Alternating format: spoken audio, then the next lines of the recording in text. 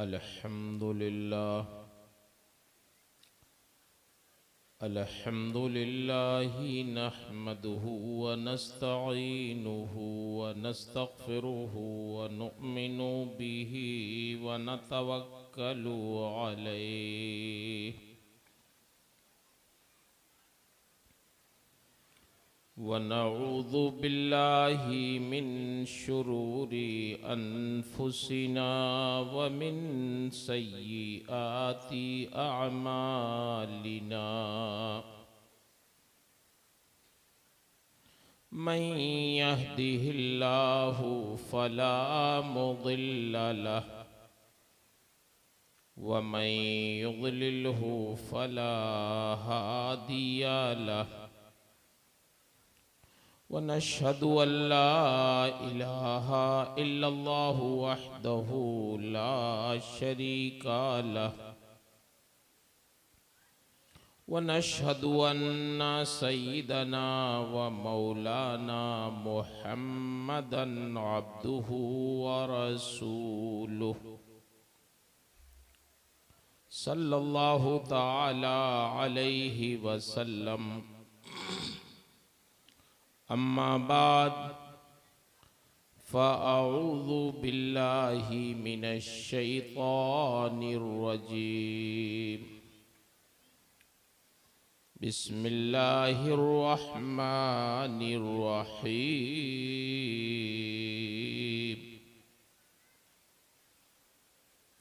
सुम्मा औरसनल किताबल्लज़ीना इस्तफ़ैना मिन इबादिना आमन्तु बिल्लाह सदक़ल्लाहुल अज़ीम व सदक़ रसूलुहुन नबियुल अमीनुल करीम व नहनु अला ज़ालिका लमिनश शाहिदीना वश्शाकिरीन वल्हम्दुलिल्लाहि रब्बिल आलमीन। इंतहाई अक़ीदतो मोहब्बत और एहतराम के साथ बारगाहे रिसालत मआब सल्लल्लाहु ताला अलैहि वसल्लम में दुरूद शरीफ का नजराना पेश करें। अल्लाहुम्मा सल्लि अला सय्यिदिना मौलाना मुहम्मदिन मअदनिल जूदी वल करम व आलिहि व बारिक व सल्लिम सलातन व सलामन अलैका या रसूलल्लाह। रब्बुल आलमीन का बेपनाह शुक्र और उसका एहसान है कि अल्लाह ताला ने आपकी आबादी में एक मदरसे के कायम करने की आप हज़रात को तौफ़ीक़ बख्शी कि उसकी बरकत से पूरा ये कस्बा माला माल हो रहा। उसी की वजह से आज का ये जलसा भी जिसमें हम और आप शरीक हैं उसमें शिरकत की तौफीक मिल रही है।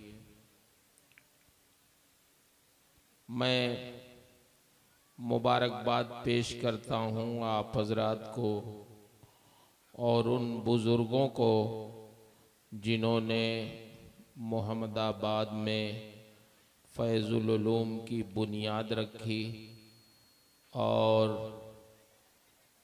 उसके लिए तगो-दो की कोशिश की, मेहनत की, चंदे दिए, एहतिमाम किया, असातिज़ा और तलबा के लिए रहने सहने तालीम व तरबियत का इंतज़ाम किया और आज तक आप हज़रात कर रहे हैं।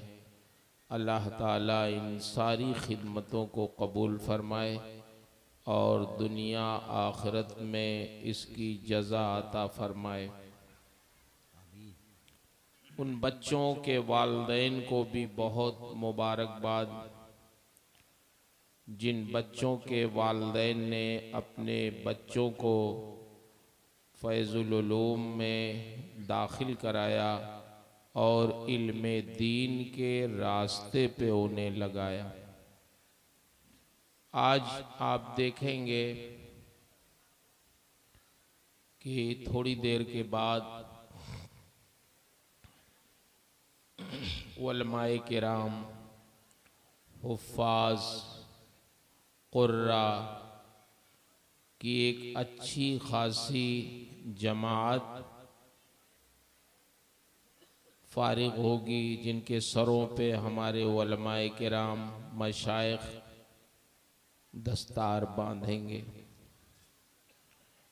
ये कामयाबी सिर्फ उन फारिग होने वाले उलमा और हुफ़्फ़ाज़ और क़ुर्रा ही की नहीं है, बल्कि आप तमाम हजरात की कामयाबी है कि आपका पैसा सही जगह लगा।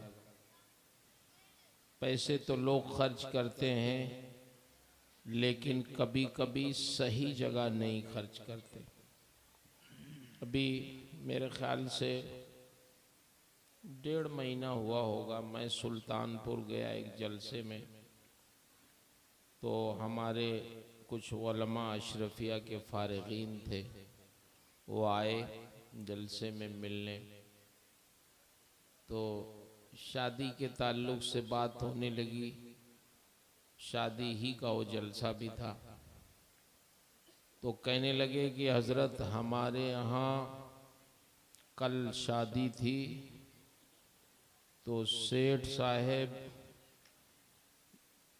गुजरात में रहते हैं, वो आए थे शादी करने अपने बच्चे की, तो 2.5 करोड़ रुपया शादी में उन्होंने खर्च किया।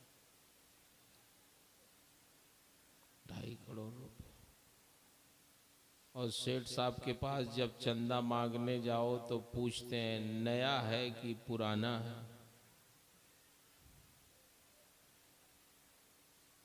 मैंने कहा भाई ये 2.5 करोड़ सोना चांदी का खाना खिला दिया क्या सेठ साहब ने? बोले हजरत 100 लड़के तो अहमदाबाद से आए थे, वो शादी में डांस कर रहे।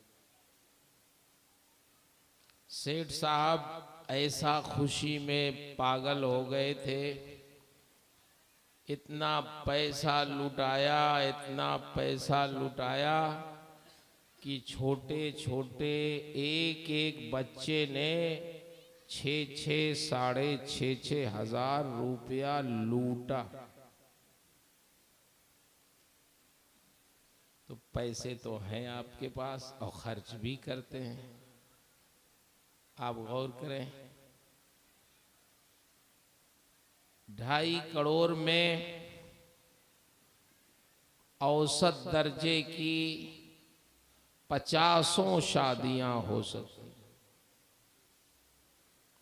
हैं, नहीं हो सकती, मुनासिब अच्छी तरह। चलिए, मौलवी साहब को चंदा न दीजिए, मदरसे में न दीजिए, मौलाना साहब के बच्चों की शादी में न दीजिए, कम से कम अपने खानदान रिश्तेदार में जो गरीब बच्चियां हो उन्हीं की शादी में खर्च कर दीजिए, भाई मत दीजिए। मतलब क्या है? हमें ऐसी जगह सर्फ करना है जहां से मालूम हो जाए, लोगों को पता चल जाए कि हमारे पास दौलत बहुत है। जब सेठ साहब एक शादी में 2.5 करोड़ खर्च कर सकते हैं, तो इनके पास कितनी दौलत होगी, एक शादी ही से लोग अंदाजा लगा लें। तो ये है दुनिया, अपनी दौलत का इस्तेमाल किस तरह करते हैं। अल्लाह का शुक्र है, रब्बुल आलमीन का करम, उसका फजलो एहसान है कि अल्लाह ताला ने आप हजरात को दौलत दी, तो आप अपने इस शहर में मदरसे पर खर्च कर रहे हैं, पढ़ने वाले बच्चों पे खर्च कर रहे हैं। ये बच्चे इल्मे दीन की तलब में होते हैं तो अगरचे कुछ बदमाशी भी कर जाते हैं, लेकिन चूंकि इल्मे दीन की तलब में होते हैं, जो इल्म हमारे नबी की मीरास है, तो उसकी बरकत से इनका मकाम इतना बुलंद हो जाता है कि पहले बड़े बड़े बादशाह जब किसी मुल्क में जाते, दौरा करते किसी बादशाह के वहाँ, तो बादशाह सलामत उनके लिए, उस आने वाले बादशाह के लिए दूर तक सुर्ख कारपेट बिछवाते थे, जिस पे बादशाह सलामत जूते पहन के चलते थे। वो अपने मुल्क जब जाते तो जिक्र करते कि मैं फला मुल्क गया तो वहाँ के बादशाह ने मेरे लिए इतनी दूर तक सुर्ख कारपेट बिछवाई एजाज में। तो पहले बादशाहों के लिए उनके एजाज में सुर्ख कारपेट बिछाई जाती थी, उस पे वो चलते थे उनके एजाज में। अल्लाह ताला ने हमारे मदरसों के बच्चों, तालिब इल्मों के लिए जो इल्मे दीन हासिल करते हैं, जब वो घर से निकलते हैं मदरसा आने के लिए, तो अल्लाह के रसूल फरमाते हैं जब वो चलते हैं तो वो जन्नत के रास्ते में चलते हैं, और अल्लाह के फरिश्ते जो मासूम हैं, बेगुनाह हैं, वो इन तलबा के कदमों के नीचे अपना पर बिछा देते। कहां सुर्ख कारपेट और कहां फरिश्तों का पर। आप बताएं कोई तनासुब है? जो बड़े बड़े बादशाहों के लिए बिछाए जाते थे, वो तो बाजारों में चीजें मिलती हैं, खरीदी जाती हैं, बनाई जाती हैं, लेकिन फरिश्तों का पर किसी आम आदमी को नहीं मिल सकता। ये उन्हीं बच्चों को मिलता है जो इल्मे दीन के लिए जमीन पे चलते। ये इज्जत अल्लाह ने अता फरमाई। अल्लाह ने इरशाद फरमाया, सुम्मा औरसनल किताब, हमने अपनी किताब का, किताबुल्लाह का वारिस किसको बनाया?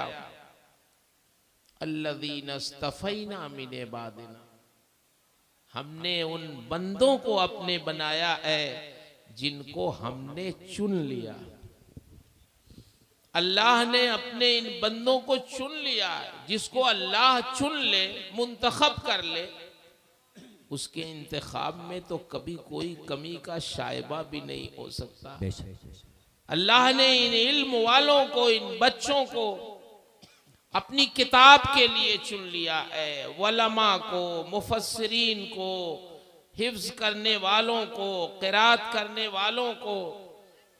हमारे उलमाए किराम इरशाद फरमाते हैं, कुरान के जो अल्फाज हैं उनके मुहाफिज ये हुफ़ाज हैं, उनके हुरूफ के मुहाफिज ये कुर्रा हैं, उनके मानी के मुहाफिज ये उलमाए किराम हैं, और उनके मारिफ के मुहाफिज मशाइखे इज़ाम हैं, औलियाए किराम। सुभान अल्लाह, सुभान अल्लाह। अल्लाह ने अपने कुरान की हिफाजत, उसके अल्फाज की हिफाजत, उसके हुरूफ की हिफाजत, उसके मानी की हिफाजत, उसके मारिफ की हिफाजत के लिए सब अफराद पैदा कर दिए हैं जो उसकी हिफाजत करते हैं। कोई तिलावत के जरिए हिफाजत करता है, कोई क़िरात के जरिए हिफाजत करता है, कोई उसके मानी बना के, बता के, उसकी तफसीर करके उसकी हिफाजत करता है, उसकी हिकमतें बताता है, और कोई उसके जो रमूज़ो असरार हैं उन रमूज़ो असरार को बयान करके उसकी हिफाजत। सुभान अल्लाह, सुभान अल्लाह। अल्लाह ने ऐसा इंतजाम फरमाया। बहुत खुशी है इस बात की कि आप हजरात इदारे से मोहब्बत रखते हैं, और रखिए, रखना चाहिए। कभी कभी प्रोपगंडे बहुत होते हैं कि पढ़ाई लिखाई नहीं होती, मौलाना लोग मेहनत नहीं करते हैं। एक मदरसे में एक प्रोपगंडा ये भी होता है कि मौलाना लोग 1-1 लाख रुपया तनख्वाह लेते हैं, करते क्या है? ये भी होता है। ठीक है, करते क्या है मेरे भाइयों? अच्छा इंसान बनाना बड़ा मुश्किल काम है। बेशक बेशक। साड़ी तैयार कर देना, कपड़ा तैयार कर देना, बिल्डिंग बना देना, ये सब आसान है। एक अच्छा इंसान बनाना बड़ा मुश्किल काम है। बेशक बेशक। सुभान अल्लाह। 8-9 साल की मेहनत में ये बच्चे हाफिज बनते हैं, आलिम बनते हैं, कारी बनते हैं। हाफिज तो 3 साल में बन जाते हैं, कारी 2 साल में बन जाते हैं। आलिम और फाजिल, आलिम तो 6 साल में, फाजिल 8 साल 9 साल में ये बन जाते हैं। जब मदरसे में ये दाखिल होते हैं तो कभी कभी ये बच्चे नाजरा भी सही नहीं पढ़ पाते हैं। इनको कुरान देख के भी पढ़ना नहीं आता, लेकिन इनके असातिज़ा मगरिब बाद बैठा के, इशा बाद बैठा के, फजर के पहले जगा के, फजर के बाद बैठा के, ये तो वो टाइम है जो मदरसे के अलावा टाइम, ये मदरसे के टाइम में दाखिल नहीं है। क्या जरूरत है हाफिज साहब को मगरिब के बाद बैठने की, इशा के बाद बैठने की, फजर के पहले बेदार करने की, फजर के बाद बेदार करने की? सिर्फ इसलिए कि ताकि ये बच्चे हाफिज कुरान बन जाएं, कुरान इनके सीने में महफूज हो जाए। जब कोई बंदा कुरान पढ़ना चाहता है, याद करना चाहता है, तो कुरान इतने मुश्किल होने के बावजूद कि उसे अगर पहाड़ पे नाजिल किया जाता तो पहाड़ भी खशियत इलाही से रेजा रेजा हो जाता।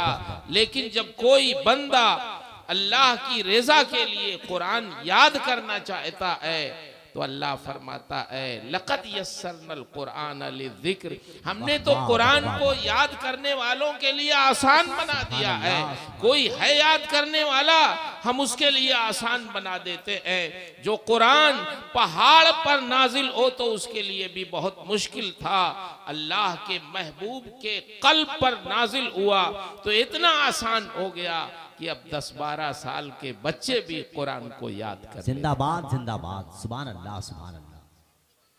ये कुरान का एजाज है। तो आपके मदरसे में कुरान पढ़ाए जाते हैं, हदीस की तालीम होती है, फिक्र की तालीम होती है। या असातिज़ा किराम जो तशरीफ फरमा है, ये आपके यहाँ पढ़ाते हैं। कभी कभी उस्ताद को लोग भूल जाते हैं, पढ़ाने वाले को, पीर साहब को ज्यादा याद रखते हैं। मैं देखता हूँ लोग हाथ बातें खड़े रहते हैं, जूते उनके सीधे करते हैं जब हजरत उठते बैठते। अच्छी बात है, ठीक है, अदब बुजुर्गों का जरूरी है। लेकिन जिसने जाहिल से आलिम बना दिया, हाफिज बना दिया, कारी बना दिया, जिस शहर में रह के आपने पढ़ा लिखा, जब हाथ उठाइए तो उस शहर के मुसलमानों के लिए भी दुआ कीजिए, अपने असातिज़ा के लिए भी दुआ करिए, अपने उन मुआविनीन के लिए दुआ कीजिए जिनके ताउन से पढ़ के आप हाफिज़ कुरान, आलिम दीन, कारी कुरान बने। सुभान अल्लाह सुभान अल्लाह। ये हक है। अल्हम्दुलिल्लाह हालात कैसे भी हों, और इस जमाने में तो मदरसा चलाना, उसकी खिदमत करना एक बहुत बड़ा काम है। जान लीजिए, जो लोग करते हैं वो समझते हैं। ये इसका जवाब दीजिए, इसका जवाब दीजिए, इसका जवाब दीजिए, रोज सवालात आते रहते। लेकिन ऐसे माहौल में भी हमारे ये उलमाए किराम, अहले मदारिस, आप हजरात इतना बड़ा दीनी मदरसा चला रहे हैं।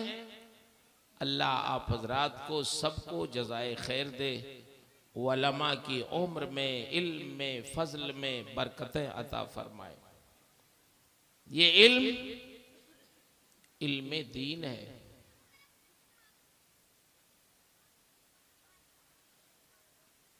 आजमगढ़ में एक डॉक्टर हैं, उनका नाम है डॉक्टर मुअज्जम, आँख के डॉक्टर हैं, मालूम होगा, बहुत सारे लोग इलाज कराते। वो कुरान शरीफ बहुत अच्छा पढ़ता। तो जब उनसे पूछा कि डॉक्टर साहब आप तो डॉक्टर हैं, ये कुरान इतना अच्छा कैसे पढ़ते हैं? तो उन्होंने कहा, मौलाना साहब ये हमारी वालदा की देन है। सुभान अल्लाह, सुभान अल्लाह। बंबई में हम लोग रहते थे। ए बेटी, जरा सर रुक जाओ, अभी बात नहीं, अभी सुनो, बात नहीं करते हैं जब तकरीर होती। एक ही तकरीर होनी चाहिए, सब लोग करने लगेंगे तो सुनाई नहीं। अरे ये बच्चे बेचारे शुरू ही से आके आबाद रखते हैं, आप लोग तो बहुत बाद में आते हैं, जब जम जाता है मजमाता बात। ये बच्चे ना शुरू में आबाद रखते हैं, तो अब इनको हटाना भी अच्छा नहीं है। जो शुरू से साथ दे उसको निभाना चाहिए। उन्होंने कहा, मौलाना साहब हम बंबई में रहते थे, हमारी वालदा बहुत नेक अल्लाह वाली थी। पहले ही से तय था कि मुझे डॉक्टर बनना है।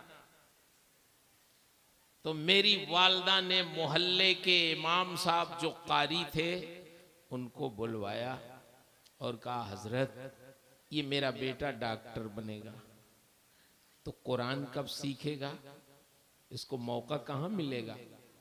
तो मेरी ख्वाहिश है जैसे आप कुरान पढ़ते हैं उसी तरह मेरे बेटे को भी सिखा दीजिए। वाह वाह, सुभान अल्लाह, सुभान अल्लाह। जो भी हदिया कहें मैं उसके लिए तैयार हूं, आपको दे दूं, लेकिन मेरी ख्वाहिश है कि जैसे आप कुरान पढ़ते हैं वैसे इसको सिखा दे। तो वो इमाम साहब सुबह शाम मुझे कुरान पढ़ाते, मुझे कुरान सिखाते, तलफ्फुज के साथ पढ़ाते, यहां तक कि मुझे उन्होंने ऐसा पढ़ा दिया कि जैसा वो पढ़ते थे मैं वैसे ही कोशिश करता हूं। आज अगर मैं कुरान इतना अच्छा पढ़ रहा हूं तो ये मेरी वालदा की तवज्जुहात का नतीजा है। आप अपने बच्चों को अगर डॉक्टर बना रहे हैं, इंजीनियर बना रहे हैं, मास्टर बनाइए, कोई बात नहीं, जरूरत है इसकी, लेकिन फर्ज उलूम भी उन्हें जरूर सिखाइए। किसी आलिम के जरिए, किसी इमाम के जरिए उनको मसाइल पढ़वाइए, उनको कुरान तजवीद के साथ पढ़वाइए, मसाइल शरइया मालूम हो जाएं, अकायद मालूम हो जाएं, मामूलात अहले सुन्नत मालूम हो, फिर वो डॉक्टर बन जाएं, इंजीनियर बन जाए, मास्टर बन जाए, अच्छे ताजिर बने, वकील बने, जज बने, कुछ भी बने, अल्लाह उनके इज्जत में बरकत दे, लेकिन ये उलूम जरूर उनको सिखाएं। बहुत से हमारे बच्चे बड़े बड़े ओहदे पे पहुंच जाते हैं, उन्हें कुछ नहीं मालूम होता, दीन क्या है, शरीयत क्या है, अहकाम क्या है, नमाज रोजा क्या है, उन्हें कुछ भी नहीं पता होता। इसलिए जरूरत है कि हम अपने बच्चों पर बहुत तवज्जो दें। हदीस शरीफ में आया है, अल्लाह के रसूल सल्लल्लाहु ताला अलैहि वसल्लम इरशाद फरमाते हैं, हमारा अपना जो मिजाज है कि अगर चंद बच्चे हैं हमारे तो हम चाहते हैं सबके लिए एक एक दुकान हो जाए, सबके लिए एक एक घर हो जाए, ताकि हमारे मरने के बाद हमारे बच्चों को कोई तकलीफ ना हो, है ना, सब लोग चाहते हैं। अल्लाह के रसूल इरशाद फरमाते हैं, माँ बाप अगर अपनी औलाद को सबसे बेहतर कोई तोहफा दे सकते हैं तो अच्छा इल्म है, अच्छा अदब है। ये नहीं फरमाया कि वो अच्छी दुकान दे दें, अच्छा मकान बना के दे दें। मेरे भाइयों, अगर उनकी तंबीह नहीं हुई, उनकी तादीब नहीं हुई, उनको बनाया सवारा नहीं गया, उनकी अच्छी तालीम और तरबियत नहीं हुई, तो जानते हैं आप दुकान भी उन्हें दे दें, आप मकान भी उन्हें दे दें बनवा के, वो चंद सालों में आपकी सारी मेहनत पे पानी फेर देंगे और बेच खाएंगे। क्यों? उनकी तरबियत नहीं है। मैं आपसे यकीन से बता रहा हूं, जिस जमाने में मैं अमेरिका रहता था तो मेरे कमरे में बाज बड़े बड़े लोग आके ऐसा रोते थे फूट फूट के, मौलाना साहब बताइए दौलत को हम कहां ले जाएं। बड़े बड़े सरमायादार लोग, हजरत ये बताइए ये दौलत जो हमारे पास है क्या करें? हमारे बच्चे बेराह रो हो गए, ये दौलत किसको ले जाके करें क्या इसको? हम तो अपने अपने मुल्कों से आए थे गुर्बत की हालत में कि यहां आएंगे हमारे बच्चे पढ़ लेंगे, लिख लेंगे, कामयाब हो जाएंगे, खुशहाल हो जाएंगे, पुरसुकून जिंदगी हो जाएगी। लेकिन अब ये बिगड़ गए, बेराह रो हो गए, ये दौलत क्या करें हम, इनको किसको दें? तो बात समझ में आई, क्यों अंधेरे ही भले थे कि कदम राह पे थे, रोशनी लाई है मंजिल से बहुत दूर हमें। बहुत चमक दमक पे जाने की जरूरत नहीं है, अपने फराइज से गाफिल होने की जरूरत नहीं है, अपनी फराइज और जिम्मेदारियां हम सबको समझने की जरूरत है। अपनी औलाद के ताल्लुक से हसास रहिए, फिक्रमंद रहिए, उन पर निगाह रखिए। मैंने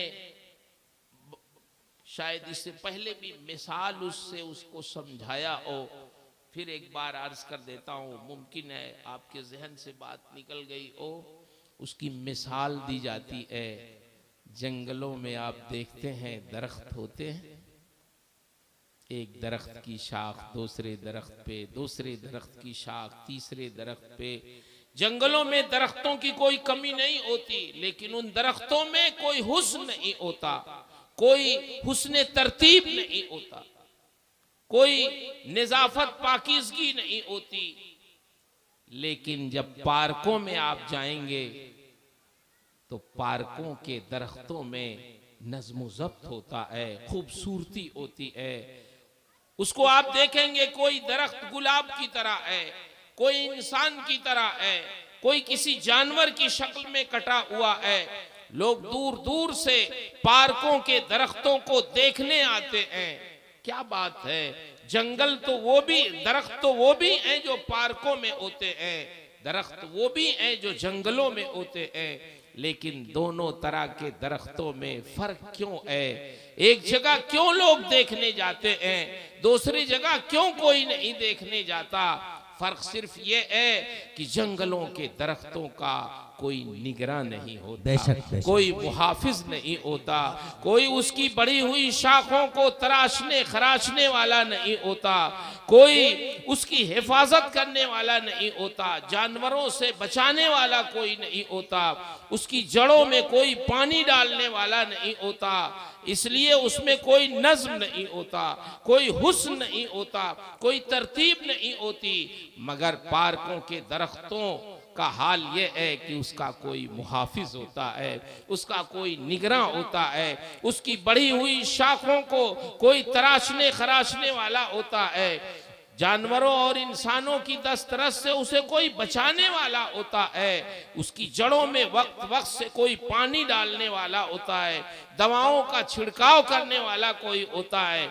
एक चार दीवारी में उसे महफूज रखा जाता है, उसकी निगरानी की जाती है, तब वो दरख्त खूबसूरत मालूम होते हैं। बिला तशबीह तमसील हमारे मुआशरे में जो लोग अपने बच्चों की निगरानी नहीं करते, उनकी गलतियों पे उन्हें टोकते नहीं, उन पर निगाह